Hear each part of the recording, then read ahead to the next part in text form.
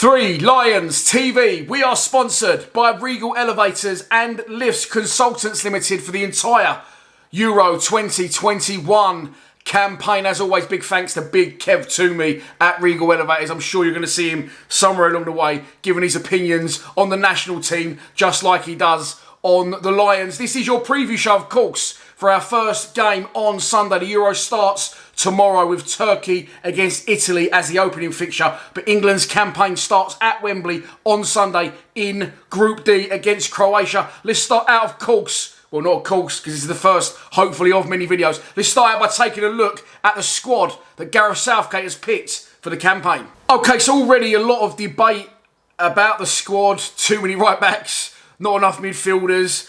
It's a very strange one for me. It's a little bit Millwall-esque, and I'm not, by any stretch, no disrespect to the Millwall players, comparing them to the levels we've got of players in the England side. We do seem to have a lot of flair players, and I'm referring to Millwall, of course, Jeb Wallace, Conor Mahoney, Mason Bennett at times.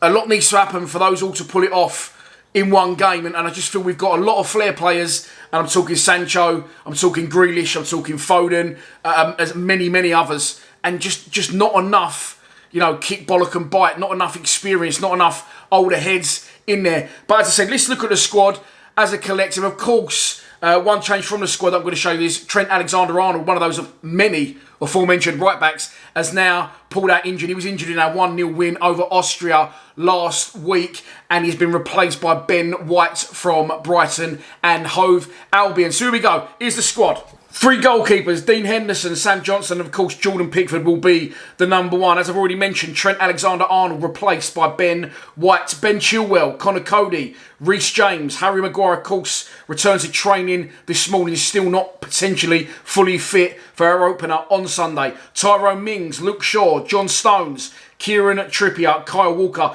Midfield, it looks bare, doesn't it? Jude Bellingham, Jordan Henderson, Mason Mount, Calvin Phillips and Declan Rice. It isn't bowling me over that midfield, I'm not going to lie to you. But the strikers do. Dominic Calvert-Lewin, of course, great striker, gets bags of goals for Everton, but he's going to struggle to get in front of Harry Kane. Then you've got the wide men, Phil Foden, Jack Grealish, Harry Kane, as I've mentioned, Marcus Rashford in there, Bukayo Saka from Arsenal, Jadon Sancho and Raheem Sterling again, two more wide men, like I've said. So, for me, you know, there's a big debate. Is Henderson fit as well? Should he play? For me, he absolutely has to play. And again, I'll refer back to a little bit of a Millwall thing where he's got the experience. He's won the Champions League. He's been Liverpool captain for a long time. When the chips are down, you're going to need to rely on people like him, on people like Harry Maguire and even John Stones now, who's more of an experienced international player amongst that group. So we're going to need as much kick, bollock and bite and aggression as we can get.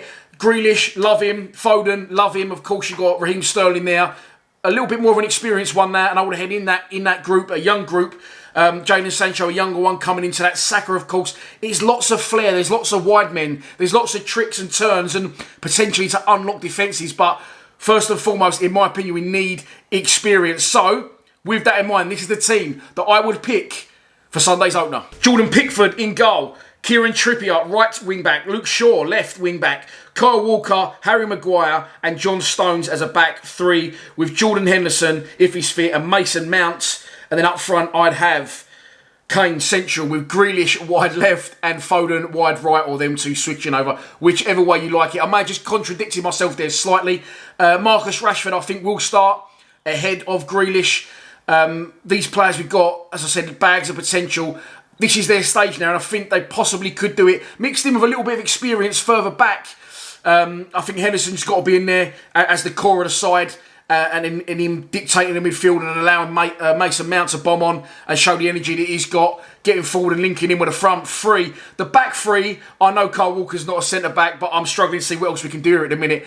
Harry Maguire, as I said, trained today.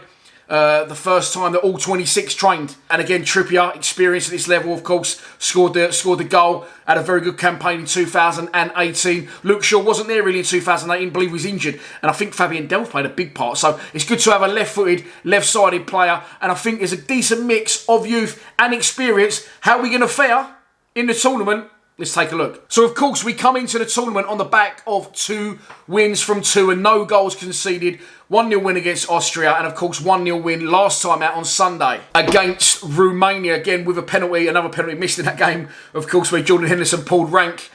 And Gareth Southgate wasn't happy about that. But we'll leave that one in the past. 2 wins, 2 clean sheets. But, again, it hasn't bowled me over, and I'm sure it hasn't. A lot of you find it very, very dull at times, the friendlies and the build-up. But the tournaments, I can get going for it. But the friendlies and the build-up, not so much. But listen, you can't knock 2 wins. Of course, he made 9 changes from the Austria game to the Romania game. And you can't really complain. A 1-0 win. And as I said, another clean sheet on the board. We go into it, of course, Group D we're in. Ourselves, Croatia, Scotland, and the Czech Republic.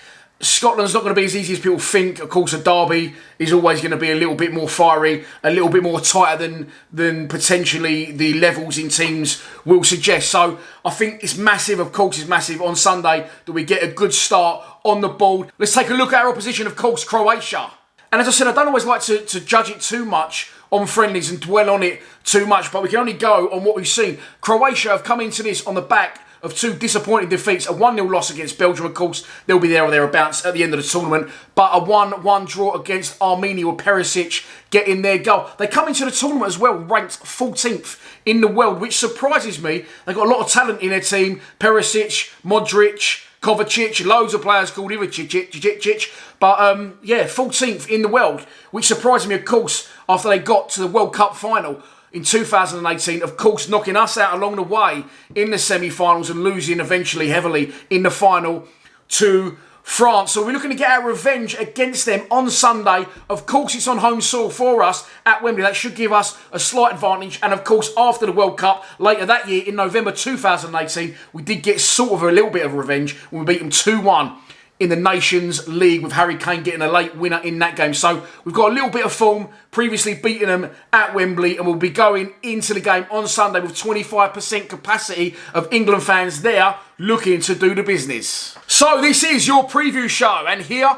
we go. This is your prediction for Sunday's game, 2 p.m. kickoff, of course, at Wembley. We will be live streaming in here from 1 p.m. So if you want to watch the game, of course it's on ITV. People said, why do you want to watch your live streams, mate? It's on ITV.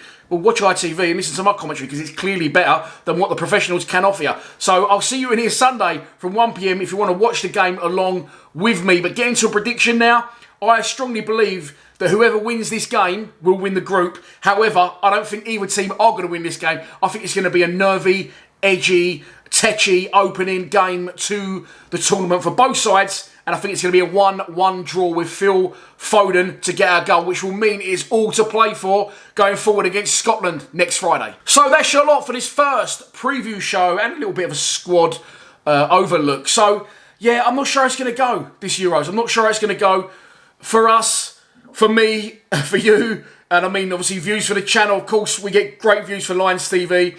We got great views when we went to the World Cup. Me, Tony Ward and Kieran spent over 3 weeks driving to and from Russia, I think 14 countries across something like 17 days. We had a fantastic time. But this time round, it's not to be. So there'll be watch-alongs with us, with me. I'll get guests in, hopefully.